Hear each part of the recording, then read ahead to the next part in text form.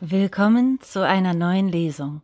Mein Name ist Danielle und diese Woche nehme ich euch mit in die Drachenkopf-Chroniken von J.E. Kurtz. Über das Buch Drachenkopf? Nachdem die Weise Mirin jahrelang erfolglos auf der Suche nach ihrer verschollenen Schwester durch das Land gezogen ist, beschließt die junge Magierin, der berüchtigten Gilde Drachenkopf beizutreten. Doch es herrschen unruhige Zeiten im Königreich Frutloan. Schon seit Anbeginn des Jahrhunderts terrorisiert der Magierbund der Schattenwölfe das Land, überfällt hilflose Bürger und legt ganze Landstriche in Schutt und Asche. Und als Mirin auf einem Auftrag dem jungen Schattenwolf Shadow zur Flucht verhilft, gerät sie selbst in eine gefährliche Schicksalsspirale, die sie immer weiter ins Visier der Verbrecher zieht. Dämonennacht. Wäre da nicht die Straße gewesen, die nach Nemdorf hineinführte, hätte wohl niemand damit gerechnet, dass in diesem dunklen, dichten Wald tatsächlich Menschen lebten, noch dazu in einer Stadt. Die Kutsche wurde langsamer, als sie sich den Stadtmauern näherten, und das Ruckeln auf dem unebenen Waldboden wurde schwächer. Am Tor standen 2 Wächter in voller Rüstung, aufmerksam und bereit, jederzeit die Waffen zu ziehen. Ganz im Gegenteil zu denen, welche die Straßen nach Drakenberg bewachten und die meiste Zeit damit verbrachten, sich zu unterhalten und gelegentlich den einen oder anderen Händler mit einem freundlichen Lächeln darum baten, seine Waren zu offenbaren.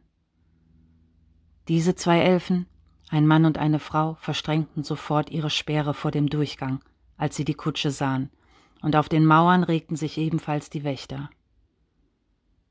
Der Kutscher ließ sein Pferd anhalten und drehte sich zu Seraina und Mirin um. »Ich glaube, ihr müsst die Stadt alleine betreten.« Die Mädchen sprangen vom Wagen ab. Mirin drückte dem verdutzten Kutscher noch ihr Brot und einen Apfel in die Hand. Dann gingen sie auf die Wächter zu. »Name, Herkunft, Aufenthaltsgrund«, ertönte sofort die barsche Stimme des Elfen. Mirin trat vor und zog den Brief, den Eiskin ihr gegeben hatte, aus ihrer Tasche. »Seraina Remus und Mirin«, antwortete sie auf die Frage des Wächters. »Wir sind Magier aus Drakenberg.« Die Elfe nahm den Brief entgegen, öffnete das Siegel und las. Dann gab sie ihren Kameraden ein Zeichen, die Waffen zurückzuziehen, und winkte Seraina und Mirin durch das Tor. Nemdorf stellte sich bereits auf den ersten Blick als deutlich größere Stadt heraus, als ihr Name vermuten ließ, was ihre versteckte Lage umso verwunderlicher machte. Das Treiben der Menschen auf der Hauptstraße ließ auf keine besonderen Vorkommnisse schließen, erst recht nicht auf eine Reihe von Morden.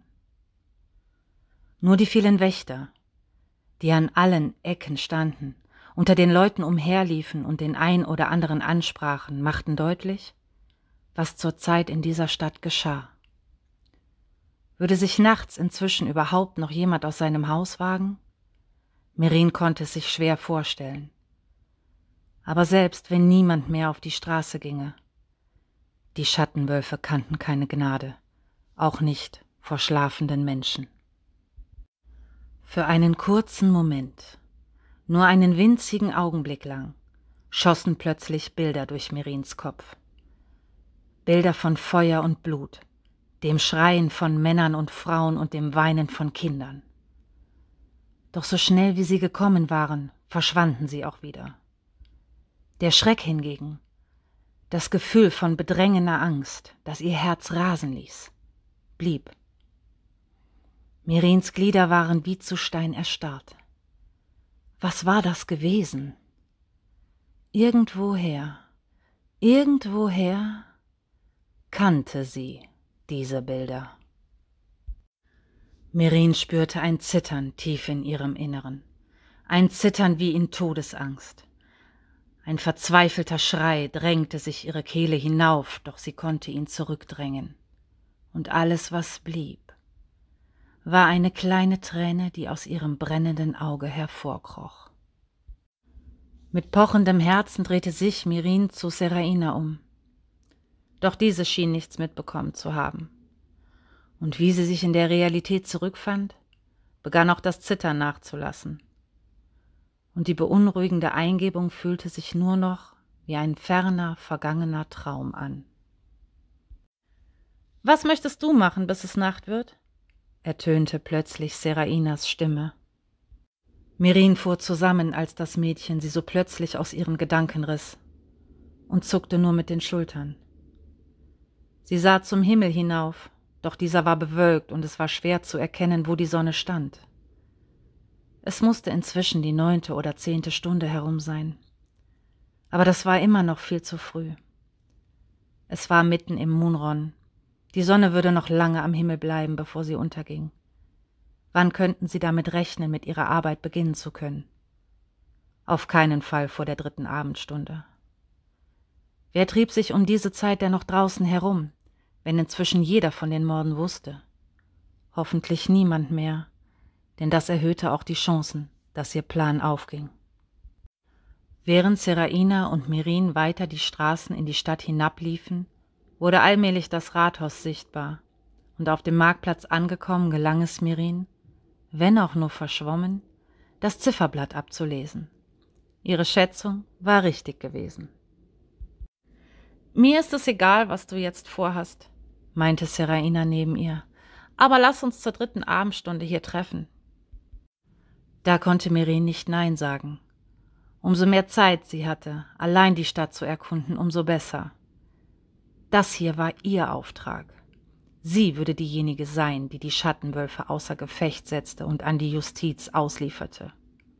Seraina durfte ihr auf keinen Fall zuvorkommen.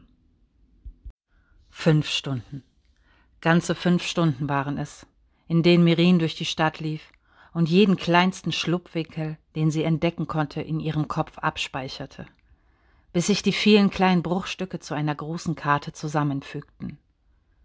Die Straßenecken, in denen sich die Kompost- und Misthaufen auftürmten, die Waschstellen, die Eingänge in die unterirdische Kanalisation. Perfekte, abgeschottete Orte, um einen Menschen dorthin zu locken und zu töten, ohne dass irgendjemand mehr als nur einen dumpfen, kurzen Aufschrei hören könnte. Viel zu leise, als dass man sich Gedanken darum machen würde, dass es mehr als nur ein altes Türscharnier war. Die Sonne war schon tief gesunken, der Abend brach an, aber das Dämmerlicht erhellte selbst noch die dunkle Gasse, durch die Mirin sich in diesem Moment hindurchschob, und sein sanfter Schein würde den Himmel bis in den späten Abend hinein geheimnisvoll leuchten lassen. Es war still. Nicht eine Menschenseele war weit und breit zu sehen oder zu hören. Auch nicht einer der vielen Wächter hatte sich hierhin verirrt. Bloß leises Vogelgezwitscher drang vom Wald her an ihre Ohren. Sie musste nah am Stadtrand sein. Als Mirin zu den Mauern zu ihrer linken und rechten Seite hinaufblickte, war nicht ein einziges Fenster zu sehen, geschweige denn eine noch so kleine Lücke.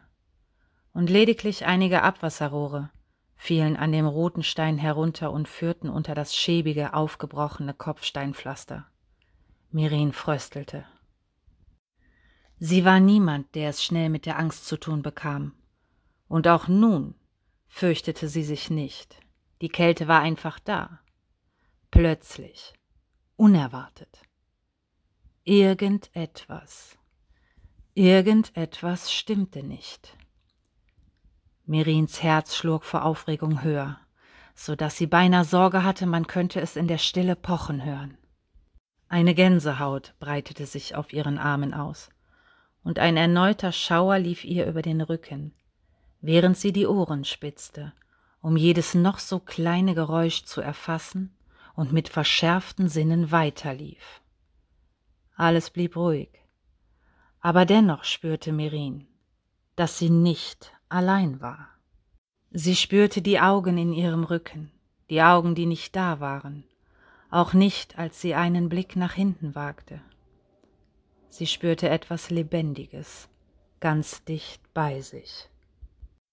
Da, plötzlich schoss ein dunkler, schmaler Schatten über das Kopfsteinpflaster hinweg, blitzschnell und wendig, wie eine herabstürzende Schwalbe. Mirin fuhr herum und folgte dem Schatten, der sich noch die Mauern hinaufschlängelte und dann so schnell wieder verschwand, wie er erschienen war. Shadow. Das war er also. Nicht mehr lange. Nicht mehr lange, und du gehörst mir. Mirins Herz raste, und es hörte auch nicht auf, als sie versuchte, ruhig ein- und auszuatmen.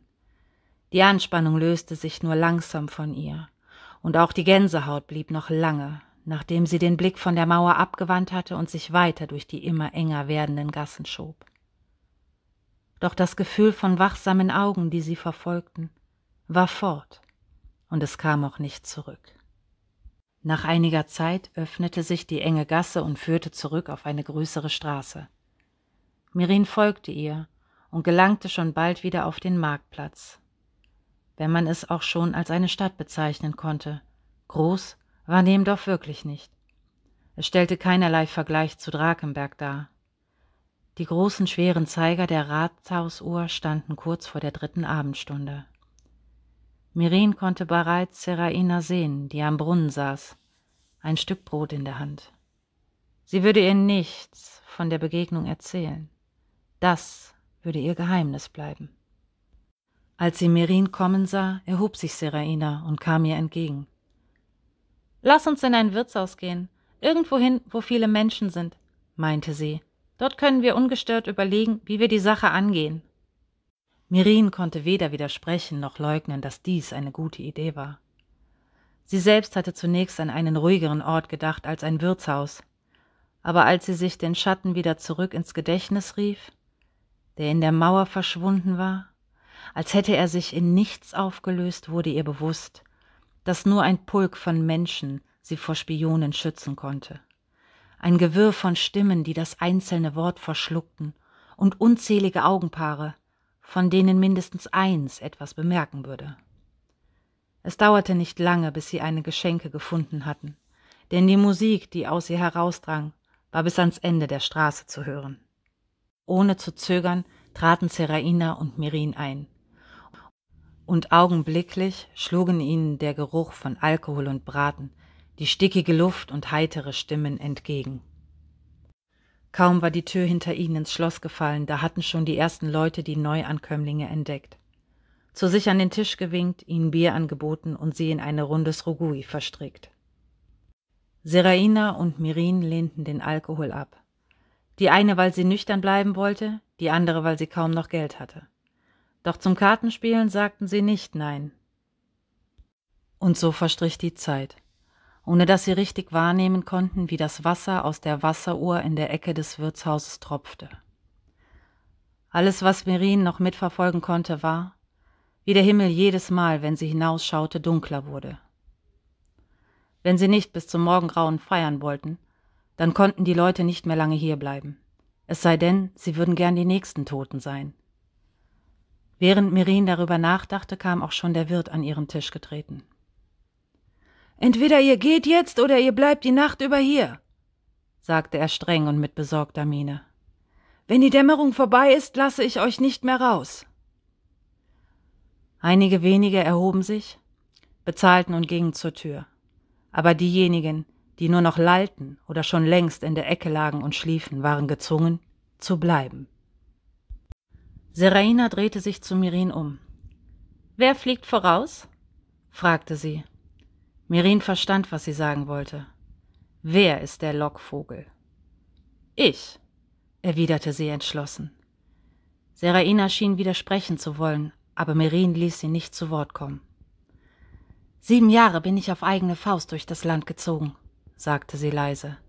»Meine Flügel sind stärker, als sie aussehen.« Wenn auch etwas widerwillig, öffnete Seraina ihre Tasche und holte zuerst das Fläschchen heraus. Mirin nahm sich 1, 2, 3 der kleinen Kugeln und schluckte sie herunter. Ihre Aura war stark. Sie sollte lieber etwas mehr von dem Mittel nehmen. Als nächstes zog Seraina den Geldbeutel hervor, bedacht, nicht zu viel Krach zu machen, und Mirin band ihn an ihren Gürtel. Die Leute im Wirtshaus waren viel zu betrunken, als dass sie es mitbekommen. geschweige denn sich etwas dabei denken würden. Seraina und Mirin spielten noch die letzte Runde Srugui zu Ende, dann erhoben auch sie sich und verließen die Schenke. Es war kühl geworden, und Mirin zog fröstelnd den Umhang enger um ihre Schultern, als sie aus der molligen Wärme heraustraten. Ein dunkles Blau hatte sich über den Himmel gezogen, und nur noch einige wenige Menschen liefen eilig die streng von Elfen bewachte Straße entlang. Mirin bedeutete Seraina, ihr zu folgen, und huschte in eine kleine verlassene Straßenseite, die sie zuvor am Tag erkundet hatte. »Kannst du dich tarnen oder mir auf andere Weise unauffällig folgen?« fragte Mirin leise. Seraina nickte und blieb am Ende der Straße stehen, während Mirin tiefer hineinging. Der Himmel über ihr wurde immer dunkler, und Mirin spürte die Kraft in sich größer werden. Hoffentlich hielten diese kleinen Kugeln, was sie versprachen. Sichtbar wurde ihre Magie schon einmal nicht. Das war immerhin etwas. Es war Vollmondnacht, aber die Wolken verdeckten den Himmel wie ein dunkler, undurchschaubarer Schleier. Es würde eine düstere Nacht werden. Eine dämonische Nacht. Mirin lief durch die Gassen, und obwohl sie es wusste, bemerkte sie selbst nicht, dass Seraina ihr folgte. Das musste sie ihr zugute halten. Es war nicht unberechtigt, was die anderen über sie sagten. Inzwischen war die Nacht pechschwarz geworden, und Mirin hatte Mühe, ihren Weg in der erdrückenden Dunkelheit zu finden. Denn selbst der Mond brach nur hin und wieder für einen kurzen Moment aus der Wolkendecke hervor. Doch das war nicht die erste finstere Nacht, in der sie sich zurechtfinden musste. Mirin hatte schon vor langer Zeit gelernt, sich auf ihre anderen Sinne zu verlassen. Ihre Augen waren ohnehin, selbst bei Tage, nie die besten gewesen. Und als sie gerade um eine Ecke gehen wollte, schlugen genau diese anderen Sinne plötzlich Alarm. Da waren sie wieder. Die Augen, die sie aus der Dunkelheit beobachteten. Mirins Herz pochte aufgeregt. Ihr Blut schoss ihr durch die Adern, und ein unruhiges Kribbeln breitete sich in ihren Fingerspitzen aus. Doch sie blieb ruhig und geduldig. Sie ging weiter, ließ sich nichts anmerken, bis ihre Füße mit einem Mal wie angewurzelt Halt machten. Mirin stockte und versuchte, das Bein zu heben, doch sie konnte sich nicht lösen. Nervös sah sie um sich, und als für einen Moment der Mond die Nacht erhellte, konnte sie ihren Schatten sehen. Aber etwas an ihm stimmte nicht. Er war lebendig geworden, und Mirin spürte, wie er an ihr zog. So stark, dass sie sich nicht dagegen wehren konnte und ihre Beine wie von selbst die Straße zurücktrugen, um sie in eine noch schmalere Gasse zu führen. Mirin war, als würde ihr Herz stehen bleiben, als sie erkannte, dass es genau die Gasse war, in der sie zuvor dem Schatten begegnet war. Und ein flaues Gefühl von Angst legte sich über ihren Magen. Sie musste ruhig bleiben. Sie hatte ihre Magie, und die würde sie diesmal ganz bestimmt nicht im Stich lassen. Ihr Schatten zog sie weiter, immer weiter, bis in einen leeren, von stummen und blinden Mauern umgebenen Innenhof. Mirin spürte die Augen, die sie von allen Seiten aus der Dunkelheit anstarrten. Sie spürte die Blutrunst in ihnen. Und lautlos wie das kalte Gestein sprangen sie aus ihrem Verstecken hervor, die Waffen gezogen und bereit, ihren Körper wie die Wölfe in 1000 Teile zu zerfetzen. So, da sind wir nun am Ende der Lesung aus Drachenkopf. Ich hoffe, die Geschichte hat euch genauso sehr begeistert wie mich, von der lieben J.E. Kurtz. Das ist ein Buch, das werde ich mir auf jeden Fall zulegen. Ich bin ganz begeistert davon und ich hoffe, ihr auch. Ich wünsche euch einen guten Abend, eine gute Nacht oder einen guten Tag, wann auch immer ihr das hier hört. Und ich hoffe, wir sehen uns am nächsten Samstag. Bis dahin, eure Danielle.